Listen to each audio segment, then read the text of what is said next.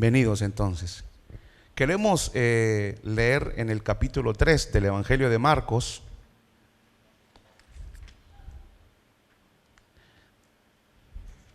Donde vamos avanzando versículo a versículo. Y tenga paciencia, porque al estudiar la Biblia versículo a versículo llegamos a todos los temas que les toca la vida. Entonces usted va a ver que toca todo lo que nosotros vivimos: familia, niños, pecado, santidad, cielo. Todo está dentro de la palabra del Señor. Amén. Es cuestión de estudiarla. Capítulo número 3. Leemos la palabra de Dios. Dice así, versículo número 1. Otra vez entró Jesús en una sinagoga, y había allí un hombre que tenía una mano seca, y le observaban para ver si lo sanaba en el día de reposo, para poder acusarle. Y dijo al hombre que tenía la mano seca: levántate y ponte aquí en medio. Entonces les dijo: ¿es lícito en el día de reposo hacer bien o hacer mal? ¿Salvar una vida o matar? Pero ellos guardaban silencio. Y mirándolos en torno con enojo, entristecido por la dureza de su corazón, de sus corazones, dijo al hombre: extiende tu mano. Y él la extendió, y su mano quedó sana. Pero cuando los fariseos salieron enseguida, comenzaron a tramar con los herodianos en contra de Jesús, para ver cómo podrían destruirle. Amén. Amén, hermanos. Solo eso leemos. Y habíamos dicho que Jesús, de alguna manera, al tocar el día sagrado para los judíos, que es el día sábado, que había sido establecido por Dios, pero que los judíos, como todo ser humano, tienen la capacidad de inventarse cosas que Dios jamás ha mandado hacer, y eso está en la historia de la humanidad. Los hombres y mujeres somos especialistas en inventar cosas que Dios no manda. Eso tiene un nombre, y eso se llama religión. Y la Biblia no habla de religión. La Biblia habla de una relación con el Señor, con un Dios vivo, y que a medida que la historia ha ido avanzando de lo que son los tratos de Dios con el hombre mismo ha tenido la capacidad de ir separando al hombre de Dios, porque en el medio de esa relación va poniendo cosas humanas, de tal manera que el hombre va, en lugar de acercarse a Dios, se hace muy complicado acercarse a Dios por las invenciones que los hombres hacen en cuanto a todo lo que religión se refiere. Y los judíos no escapaban a esta realidad de inventarse cosas que Dios no había de ninguna manera dicho. Él había establecido un día de la semana para reposar, un día donde el hombre podía descansar con su familia, un día donde el hombre podía pensar en Dios, reflexionar en Dios, un día donde podía recrearse con su familia, y estaba prohibido trabajar. Pero el hombre, como les digo y repito, tiene esa capacidad de inventarse cosas. El sábado tenía que ser un día, como les digo, de renovación, de descanso para el alma y para el mismo cuerpo, y de devoción a Dios. Ahora Jesús toca, como les digo, toca la llaga, es como decirle al musulmán en la cara de ellos: Mahomet no es un profeta y Alá no existe. ¿Se puede imaginar la reacción de ellos? Algo así era decirle a los judíos que el sábado, o las cosas que ellos habían añadido al día sábado, eran falsas, totalmente. Pareciera que el Hijo de Dios vino a abrogar la ley. Algunos creen que Jesús vino a poner una ley diferente, pero no es así. Les cito lo que dice el Evangelio de Mateo, el capítulo 5, versículo 17. Leo y dice: no crean ustedes, hablando Jesús, que he venido a suprimir la ley. ¿Qué es la ley? La ley es la ley moral que Dios estableció, los mandamientos de Dios, los 10 mandamientos, el decálogo. La ley ceremonial, donde estaba establecido de qué manera se adoraba a Dios. Y la ley jurídica, la ley que podía, o sea, que debía gobernar a Israel. Dice el Señor: yo no he venido a anular lo que Dios le dijo a Moisés. Yo no he venido a anularla. La ley es buena, santa y justa. Luego dice ahí: no he venido a suprimir la ley o los profetas. Todos los libros proféticos, profetas que llamaban a Israel a la justicia social, a volver a ser justos, a no engañar a la viuda, a recibir al huérfano, a no tener pesos falsos, a que el asalariado tenga el salario suficiente. Los profetas lucharon por una justicia social, porque Dios había mandado, que llegó un momento en que Dios le dijo a los profetas: díganle a este pueblo que ya los sacrificios no los quiero, porque no viven una vida recta. Ese mensaje, más el mensaje profético de que algún día vendría un Mesías, ese contenido de los profetas, Jesús tampoco los vino a anular, porque todos eran reales. Y las verdades que los profetas habían dado también eran reales y un día se cumplirían. Por cierto, se están cumpliendo en el Hijo de Dios aquí. Ahora, en este siguiente episodio que nos muestra el Evangelio de Marcos, va a ilustrar el Señor Jesús, va a ilustrar sanando a este enfermo, que el sábado que Dios había dado era un día para bendecir a la gente, para ayudar. Pero entremos, ¿está bien? ¿Le entramos?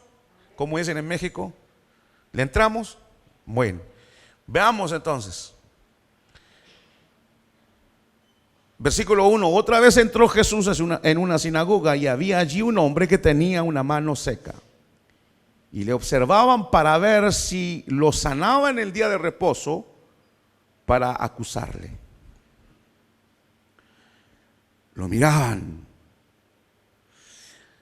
En el siglo tercero y cuarto antes de Cristo, se estableció, los judíos no escribieron un libro, sino que sus comentarios, sus pensamientos, sus interpretaciones de la ley fueron acumulándose de tal manera que a eso se le llama, o se le llamó posteriormente, el Talmud, donde ellos dicen muchas cosas acerca de la ley, de tal manera que los judíos conocían más el Talmud que la ley de Moisés.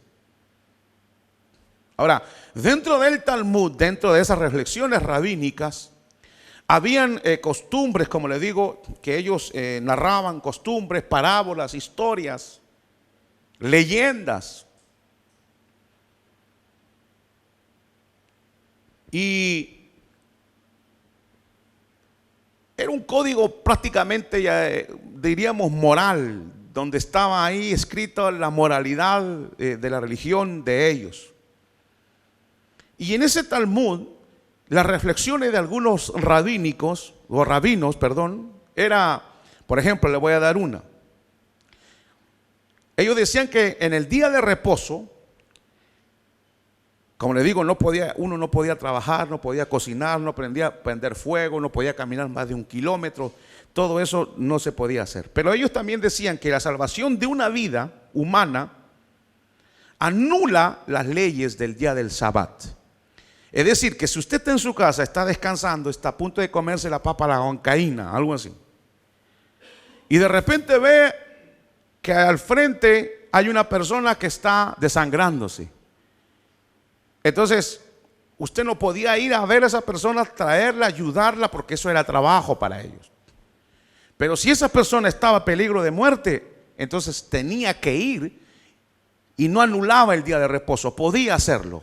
En las reflexiones que ellos ponían decían, se podía anular el día de reposo si había que hacer una ayuda urgente, como en ese caso. Pero estaba prohibido, terminantemente prohibido, curar una enfermedad que no fuera peligrosa o que no estaba en peligro la vida en ese momento. Vea bien.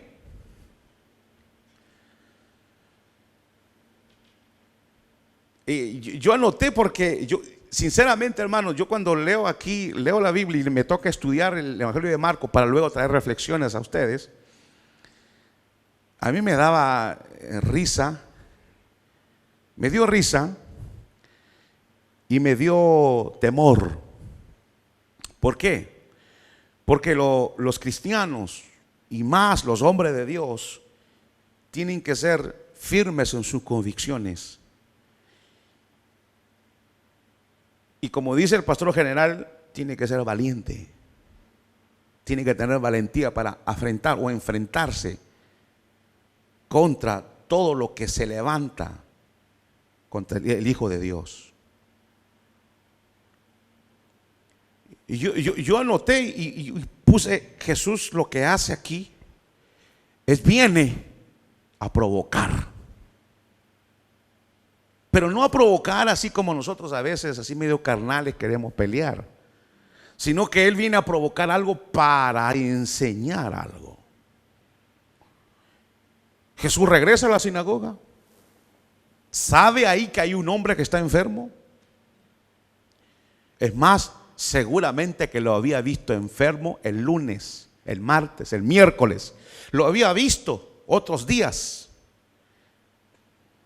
¿Por qué no viene y lo sana el lunes? ¿Por qué no viene y lo sana el domingo? Si tener la mano seca la podía tener años y no se iba a morir. No era urgente. ¿Por qué viene el sábado?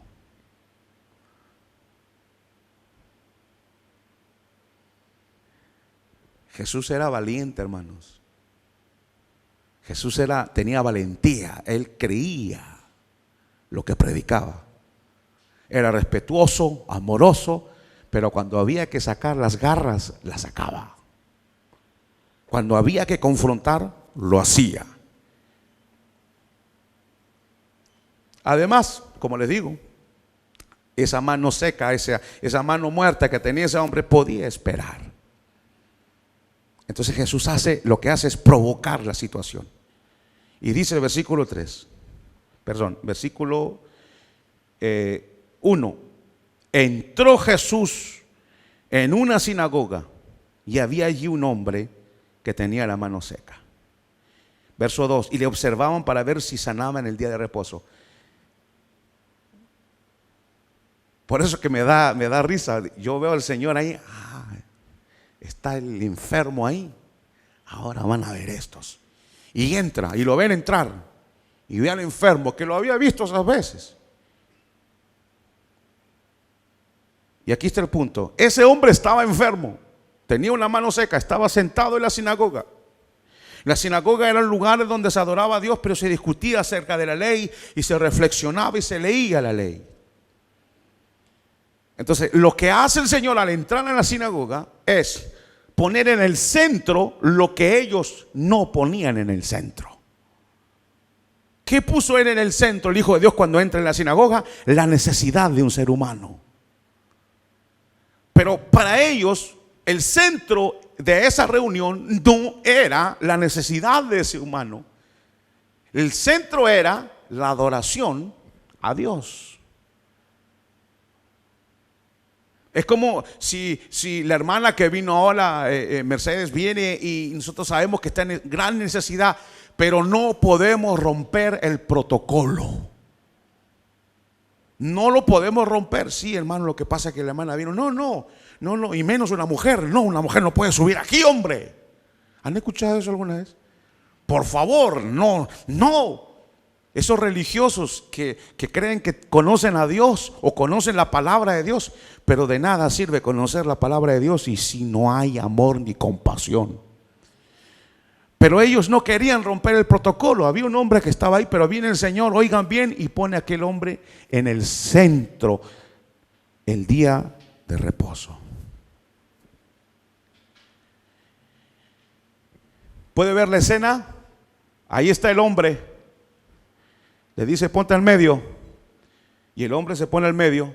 Y todos, así como estaban ustedes, sin dormirse ninguno de ellos, están mirando a aquel hombre. Y los religiosos que están ahí, herodianos, fariseos, están viendo qué va a hacer el Señor. Porque para ellos el Señor lo puede sanar el lunes, el martes, el miércoles, el jueves. Pero como Él es el Señor del sábado, Él puede sanar cuando quiera. Y Él dice, y entra y dice, ponte al medio, mi hijo. Y les pregunta, ¿es correcto sanar en el día de reposo, hacer bien o hacer mal, dar vida o matar? Miren la valentía de Cristo. Es como si yo les dijera a ustedes, los confrontara a ustedes y me pongo aquí y los miro cara a cara. Y ustedes me miran a mí y el versículo dice, todos guardaban silencio.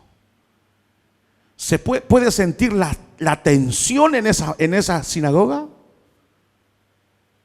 Quizás ahí está el hombre con la mano seca, asustado, no sabe lo que va a pasar. Y ahí está el Hijo de Dios, bien parado, con valentía celestial. Cíñete los lomos, dice, y hablaré contigo. Párate como hombre de Dios, dice. Y ahí se para. Y les pregunta, ¿está bien que yo haga el bien ahora aquí? Pone en el centro la necesidad de lo que para ellos no era ninguna necesidad. Que espere, que sea otro día. Cara a cara los confronta. Así como cara a cara constantemente el Señor viene a hablarnos y a decirnos, deja ya de vivir una vida superficial espiritual.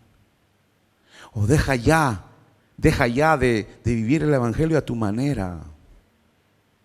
Deja ya de poner a Dios en el periferia de tu vida. Deja ya. Y se lo dice a usted. Él no tiene temor de decir las cosas. Jesús no tiene temor de decir las cosas.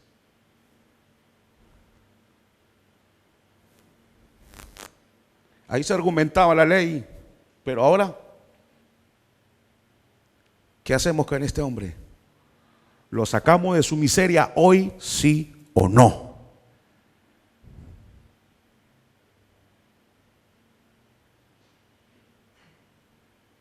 Ese silencio estaba en la sinagoga. Y había una tensión. Porque Jesús no podía echar al piso toda la tradición de aquellos religiosos. Es como pararse en medio de allá, quizás en España, de un lugar ahí donde sacan a la Virgen de no sé cuánto y hay miles de personas y uno se para en medio ahí y dice, es lícito adorar a la Virgen María. Y todo el mundo se calla. Y a usted hace y se va. Pero el Señor no hizo eso. El sábado fue dado para salvar, para matar, para dar vida. ¿Qué dicen ustedes? ¿Qué decían ellos? Con su silencio, que Él no tenía que hacer eso. No sanes hoy día. Y Jesús era tremendo y es tremendo. Por eso me encanta Jesús, es el hombre perfecto. Hermanos hombres, ¿quieren ser hombres de verdad? Seamos como Jesús. Amén, hermanos. Sí. Pues yo pensé que todos los hombres, amén, hermanos. Sí, ¿verdad? Seamos como Jesús. Jesús lloraba. Lloren. Jesús reía. Sí. Jesús era santo. Jesús creía en las convicciones que tenía. Él las afirmaba, las cuidaba y las predicaba. Y ellos guardaron silencio. ¿Saben por qué guardaban silencio? También porque ellos con su silencio querían silenciar la misericordia de Dios. No, hoy día no se puede sanar al enfermo. Que venga mañana. La religión siempre tiene la capacidad de silenciar la misericordia de Dios por los mandamientos de hombres. La historia lo dice. Hubieron épocas aquí en Francia en los siglos pasados cuando si usted no moría católico, usted no podía enterrar a su familiar en un cementerio católico. No podía. La religión apaga y destruye la misericordia.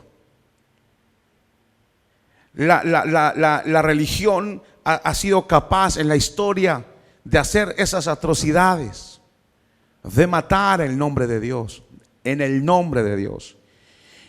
No poder enterrar a una persona por la sencilla razón que no era de su religión, eso es tener religión sin misericordia. Y aquí es lo mismo. El sábado es para descansar. No sanes a ese hombre aunque tenga la necesidad de ser sano. Hermano, Dios rompe los moldes religiosos.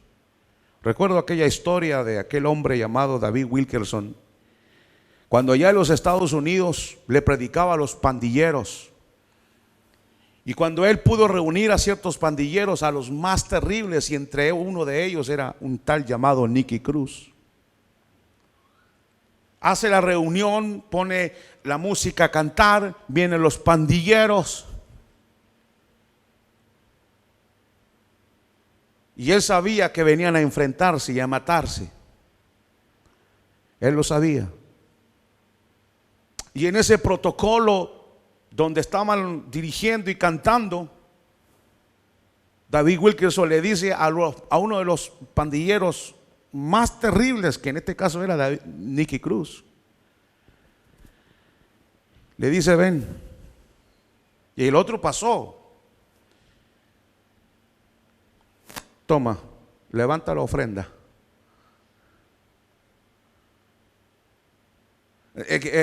Pastor, sí, él no es mujer. Aparte que es un ladrón, cuando termine de levantar la ofrenda se la va a robar. Pero Nicky Cruz lo hizo. A veces Dios rompe los moldes humanos. Amén. Sí. No nos, ¿cómo decir? Hay que tener cuidado. La doctrina es una cosa, pero que esa doctrina bíblica no nos, si esa doctrina y esa palabra bíblica nos apaga el amor y la misericordia o pasa por encima del amor y la misericordia, no es una doctrina equilibrada. Es una doctrina desequilibrada. No se puede depurar la verdad de Dios con la compasión, no se puede. Usted dirá: hermano, yo soy cristiano, yo soy manso, pero no soy menso. Yo perdono, pero 4 veces. El Señor lo dice eso. El Señor habla mucho más que eso. No es a usted de poner los límites hasta dónde tiene que llegar. Usted ya no pone límites, usted ya murió a usted ya los límites los puso Dios. Pero la religión tiene la capacidad de poner tan límites que apaga y silencia la misericordia de Dios. Y aquí el silencio decía todo.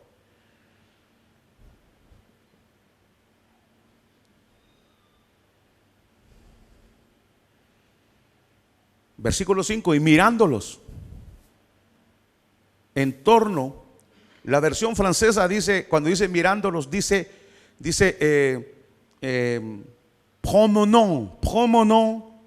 promenons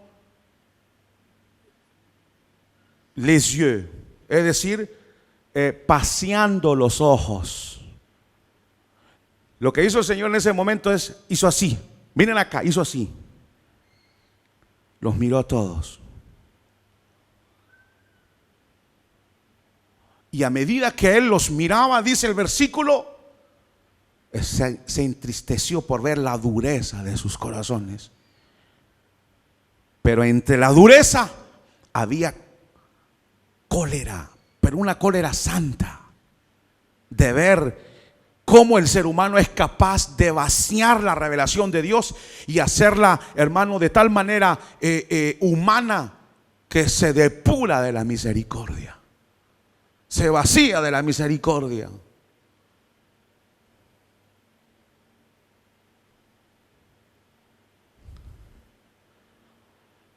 Y le dice al hombre, cuando ve el silencio, le dice al hombre, extiende tu mano.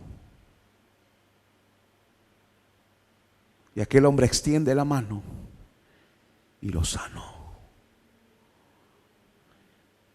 Miren, hermano, este versículo, esta parte de este versículo 5 tiene una profundidad extraordinaria y en estos minutos quiero tocarlo con ustedes. Punto 1. ¿Quién sanó a ese hombre?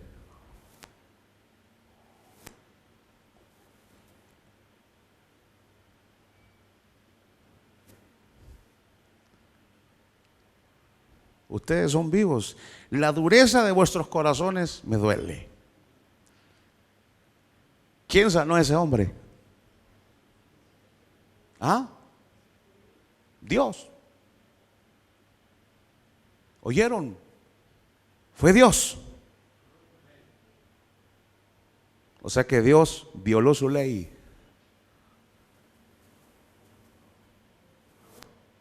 O sea que sí se puede sanar el día de reposo. ¿Cierto? ¿Sí o no? Entonces Dios no puede violar su propia ley. Pero vea esto. Vea la inteligencia del Señor Jesús. Los fariseos están ahí, están todos ahí sentados. Como les digo, ellos están más despiertos que nosotros, viendo lo que va a hacer Jesús. Y cuando el Señor Jesús viene y pone a ese hombre en medio, Él sabe que Él no puede hacer cosas que cataloguen de trabajo. Es decir, Jesús ni siquiera se mueve. Oigan bien, Jesús no fue a buscar aceite para ungirlo. Porque si va a buscar aceite para ungirlo, ellos dicen está trabajando para sanarlo. ¿Ok? No hace eso. Es más, como eran escrupulosos, muy escrupulosos los fariseos y los religiosos, él sabía que si él caminaba unos pasos también podían decir, él está trabajando para sanarlo. Jesús no se mueve ni un centímetro. No pueden decir nada. No se mueve.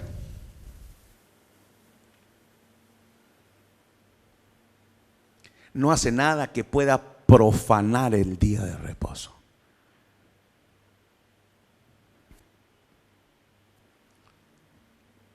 Tampoco le dice al hombre, vete a lavar o vete a echarte tierra como lodo, como le dice a otros, o ve a tal estanque, porque si iba a caminar era el día de reposo. Maravilloso es Cristo, que no se mueve ni un centímetro, ni tampoco hace mover al hombre ni un centímetro.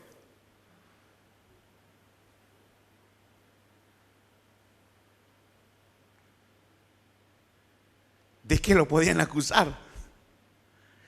Nada, el Señor da la orden. Y ahora sí, no podían decir, no, dio la orden, está trabajando. Ya era demasiado eso. Lo único que hace es dar una orden. Y le dice, extiende tu mano. Y el enfermo, ahí está parado, no se mueve ni un centímetro. ¿Qué hace? Esto. Y eso no es trabajar. ¿Han visto la sabiduría de Cristo? ¿La ven o todavía están? Sí, sí.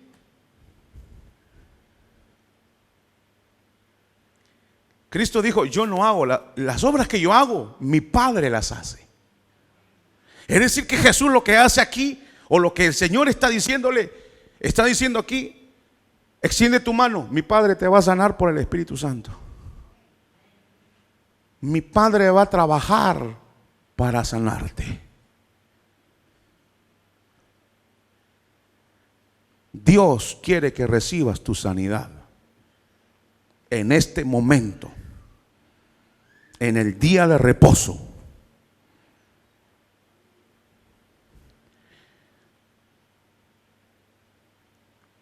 Jesús vino a cumplir la ley. Amén. Más que eso, Jesús vino a cumplir la intención verdadera de la ley. ¿Y cuál era la intención verdadera de la ley? Que en el día de reposo se podía hacer el bien. Esa era la verdadera intención del día de reposo, hacer el bien.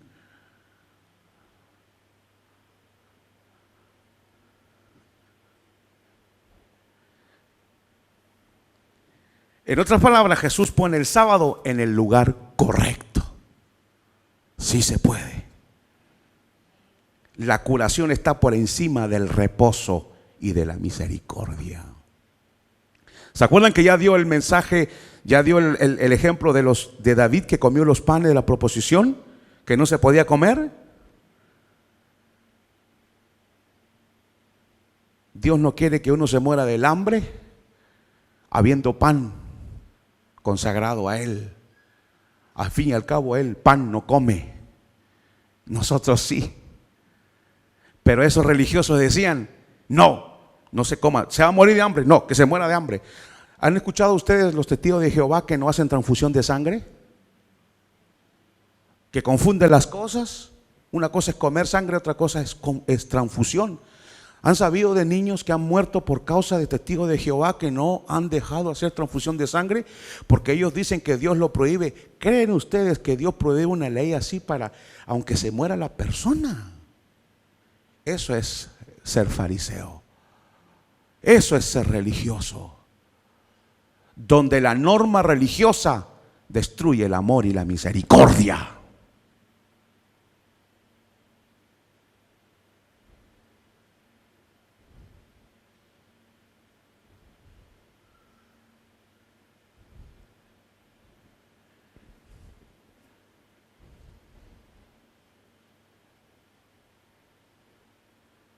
Sano.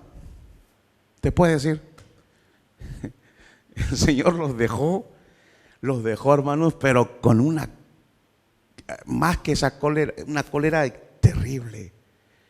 El hombre sale feliz de la vida, sano.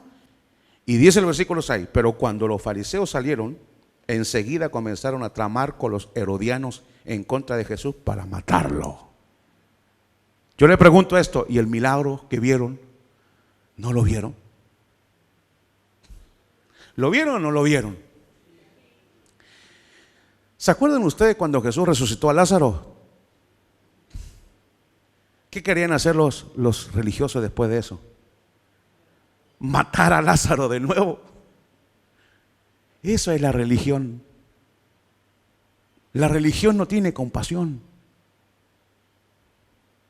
La religión manda a niños a hacerse bombas para explotarse.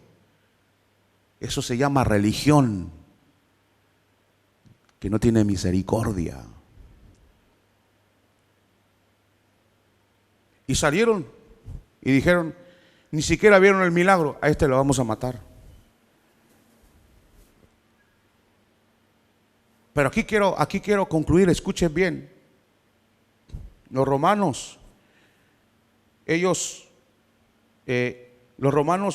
instituían personas, líderes, cuando ellos conquistaban terrenos, ponían reyes, y en este caso pues pusieron a Herodes, y había un partido llamado herodianos, aquellos que eran fanáticos por la familia de Herodes. ¿Quiénes eran los herodianos? Judíos, pero que vivían en el aire del tiempo. Es decir, para ellos le daba lo mismo que se guardara la ley o no se guardara. Ellos incluso estaban de acuerdo que los judíos pagaran los impuestos a Roma. Los fariseos no, pero los herodianos estaban de acuerdo. Es decir, que eran de esa clase de cristianos que hay hoy día, que se acomodan con toda clase de enseñanza y con toda clase, podríamos decir un ecumenismo donde somos hermanos a pesar de la diferencia que tenemos, somos hermanos.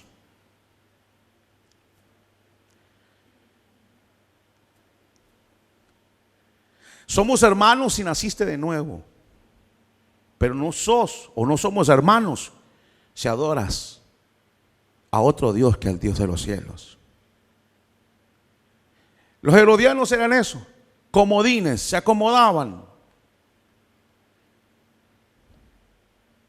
Y los fariseos eran otros. Ellos lo que querían eran guardar la ley, proteger a Israel. Eran los conservadores, los que decían que la ley no podía ser ultrajada, los que decían que Roma tenía que salirse de Judea.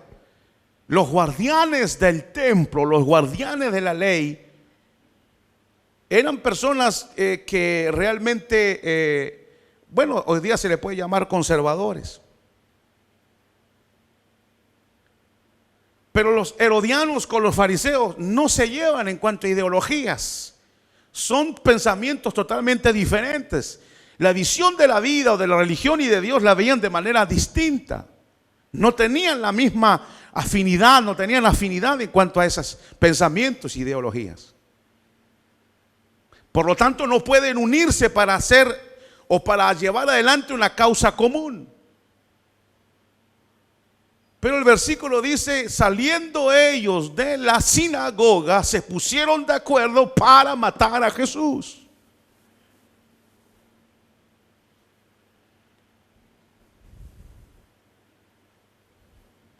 Se ponen de acuerdo para matarlo. Y nunca antes habían cooperado. ¿Qué significa esto?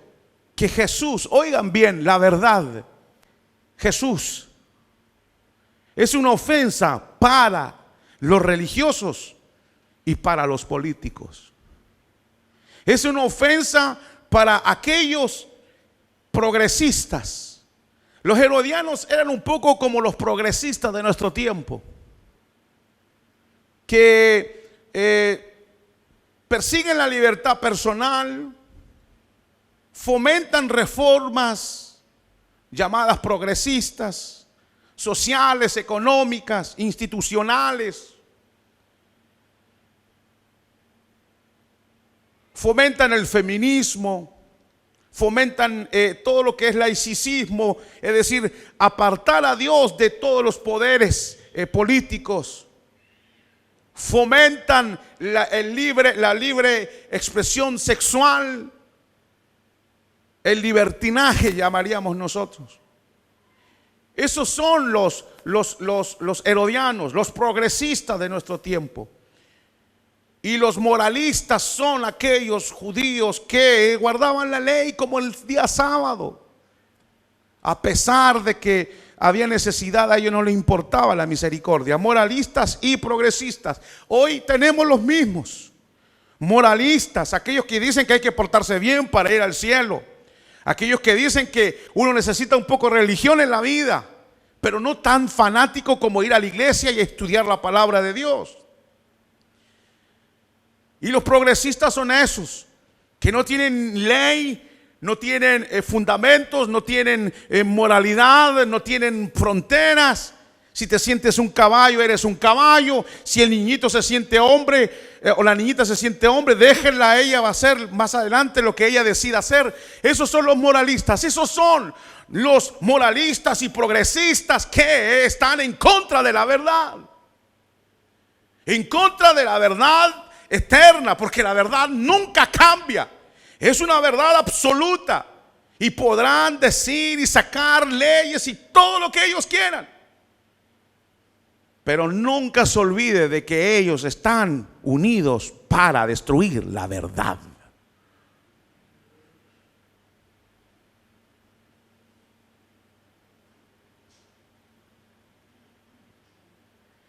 Usted va a tener que pagar un precio a medida que los días pasan si usted quiere ser cristiano. Me contaba una hermana, me decía: hermano, tengo una pregunta que hacerle. Yo cuido niños y resulta que se me están acercando homosexuales, hombres, 2 hombres, para preguntarme si puedo cuidarle al niño.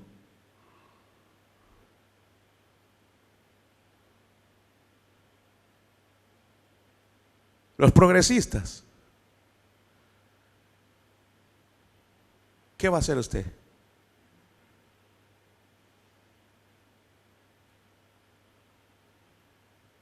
En Estados Unidos vinieron y dijeron 2 homosexuales y decían, y no es que nosotros odiemos a los homosexuales, nosotros lo que decimos es que la homosexualidad es pecado, como el adulterio, la mentira, todo es pecado. Y Dios quiere perdonar ese pecado si se arrepienten. Pero ¿qué sucede? Que este hombre hacía tortas y vienen 2 hombres y dicen: nos vamos a casar, queremos que nos haga la torta de bodas. ¿Y qué va a hacer usted?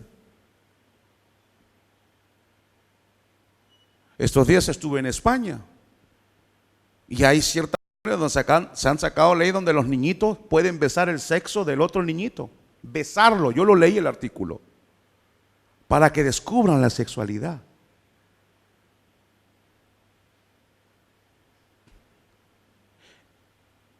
Eso es lo que estamos viviendo. Y los otros, los moralistas, los que dicen desde el Vaticano: oremos por Bolivia, para que Dios bendiga a Bolivia, y por debajo reciben la plata. Esos son los moralistas que hablan de que hay que cuidar la ley de Dios y por dentro son sepulcros blanqueados. Esas dos corrientes luchan contra la verdad del Evangelio y se ponen de acuerdo para destruirla. ¿Qué van a hacer con nosotros? ¿O qué va a hacer de usted? ¿Hasta dónde tendrá el valor de pelear por la verdad en su vida y de mantenerse de pie? Pero cuando los fariseos salieron, enseguida comenzaron a tramar con los herodianos en contra de Jesús para matarlo. El infierno, los moralistas, los progresistas se han confabulado para matar la verdad. Por eso usted es un hombre, usted es una mujer, está casado. Cuide a sus hijos, enséñele la verdad, tráigalo a la iglesia para que le enseñen la verdad, ore por ellos, explíquele lo que es Cristo, explíquele lo que es el Evangelio. Usted mismo viva los valores cristianos, no superficialmente, entregado de verdad, con pasión y entrega. Viva la realidad, viva el Evangelio, vivamos la verdad de Cristo. No seamos ni progresistas ni moralistas, seamos cristianos. Y no importa si las cosas se mueven, nosotros tenemos que mantener, hermanos, el rumbo hacia el norte, camino hacia la ciudad celestial. Y no importa cuántos se confabulen en contra de la verdad. Pero al tocar el día de reposo, Jesús se condenó a muerte. Al tocar nosotros estos puntos, puede que un día nos cierre la iglesia.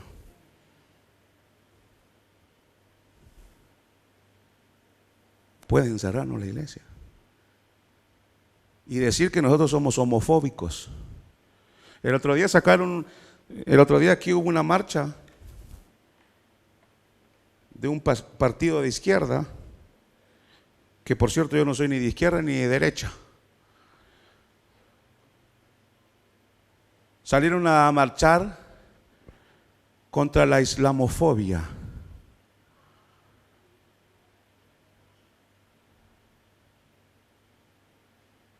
Que están matando gente musulmana en este país.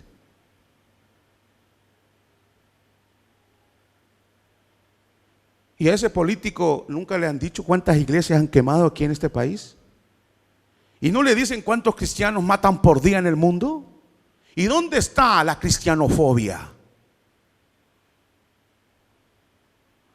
¿Saben por qué no está?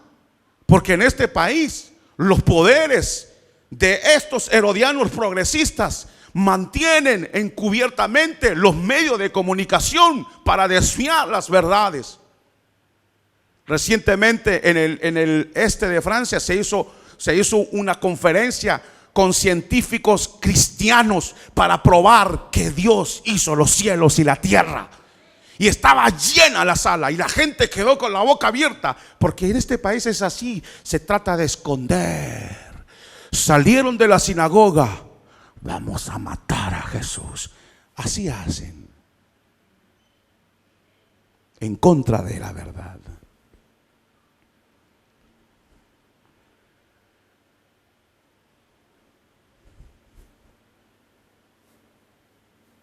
Eso es todo lo que tenía que decir hoy día. ¿De cuál bando es usted? ¿De los moralistas? No, yo soy cristiano. Ahí cuando mi esposa me despierta, vengo a la iglesia. Sí, no, de tanto en tanto voy, sí, voy. Si usted es cristiano, el infierno lo condenó a muerte hace rato. Usted está en la lista roja de Satanás. Si usted es cristiano, el mundo no puede ser su hogar, ni sus valores. ¿Es un llamado al odio? No, es un llamado a amar. Hablamos de compasión, de amar. Pero el amor no anula la verdad. La verdad es la verdad. Y Jesús dijo: yo soy la verdad. La verdad no es una filosofía, es una persona. Quiera Dios ayudarnos. Que nos condenan a muerte por causa de luchar contra la religión y contra el progresismo. No importa. Ahí si cierran el local, los invito a mi casa, que hagamos culto en mi casa, hermano. Amén. Traen el cafecito y ya no tendrán frío como tienen ahora. Que Dios nos ayude a ponernos de pie como Cristo, valientemente, como lo hizo Jesús. Vamos a orar. Padre, te damos gracias. Nos has hecho un llamado en esta tarde a afirmar nuestra fe. Afirmar nuestra fe en ti. Que nuestros valores estén firmes. Pero que esos valores no anulan de ninguna manera el amor y la misericordia. Queremos amar al pecador cual sea, como sea. Amar y enseñarle la verdad. En amor y en compasión. Pero en verdad. Tu amor no anula la verdad. Danos el valor como tuviste tú, Señor, de ponerte de pie en medio de esa religión, en medio de esos partidos que siempre han existido. El valor de ponernos de pie y aunque confabulen contra nosotros, no movernos de lo que creemos y de lo que afirmamos. Ayúdanos, Señor. Ayúdanos a estar firmes, a no desmayar. Danos fortaleza, aliento, porque estamos en el centro de la batalla. A no ceder nunca. A amar la verdad, a predicar la verdad, a vivir la verdad, a defender la verdad, aunque nos cueste la vida, aunque nos cueste lo que nos cueste, Señor.